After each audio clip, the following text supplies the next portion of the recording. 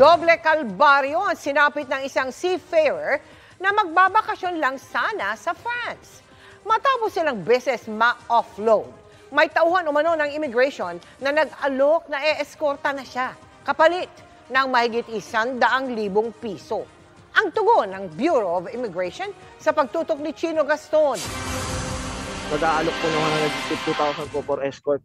August 7 noong nakaraang taon nakaschedule magbakasyon ang seafarer na si JC Manganti sa Paris, France nang i-offload o di siya pinasakay ng eroplano ng Bureau of Immigration sa Ninoy Aquino International Airport. Ito'y kahit meron siyang valid Schengen visa at mga dokumento gaya ng affidavit of support mula sa pinsan sa France at Philippine Embassy sa France.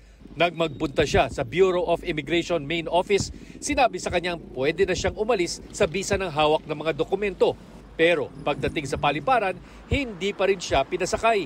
3 tiket papuntang Paris na nagkakahalaga ng halos 200,000 pesos ang nasayang sa pabalik-balik sa Bureau of Immigration at Paliparan. Pero sa pangatlong pagkabigo, may lumapit umano sa kanyang immigration agent sa main office ng ahensya at nag-alok ng solusyon sa kanyang problema. Nag-aalok po ng 150,000 po for escort. Palalagpasin lang daw po ako doon. Pagpasok ko po doon sa airport, mayroon pong sasama sa akin doon, ituturo po sa akin kung kanino po akong immigration line na pupunta, kung kanino pong booth. Mabubura po yung uploaded ko sa system nila.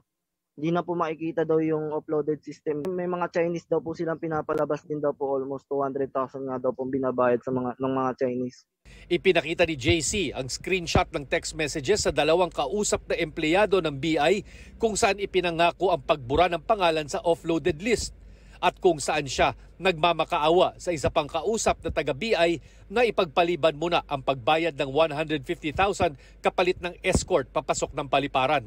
Sabi ng Bureau of Immigration, matinding paghihigpit ang ipinatutupad laban sa mga posibleng maging biktima ng human trafficking, lalo na sa mga Southeast Asian countries, Middle East at Europa. Sa datos ng Interagency Council Against Trafficking, 6,788 na mga Pilipino ang na-offload ngayong 2023 dahil sa hinalang magiging biktima lang sila ng human trafficking syndicates kung saan gagamitin sila pang online scam. Pero illegal daw ang panghihingi ng kahit sinong immigration agent o employee ng pera kapalit ng ipinangakong escort para makalusot sa immigration counters. This is highly illegal. So this is something that we are really pursuing at we want to, gusto natin ma-eliminate natin yung mga ganito pong uri ng kalokohan amongst our ranks. Handa raw ang BI na tulungan si JC para mahuli ang mga nagtangkang mangikil sa kanya at para wag nang tularan ng iba pang immigration officials ang mga ganitong illegal na gawain. Humingi naman ng pangunawa ang Department of Justice sa mahigpit na pagpapatupad ng departure formalities na anilay paraan para malabanan ang human trafficking.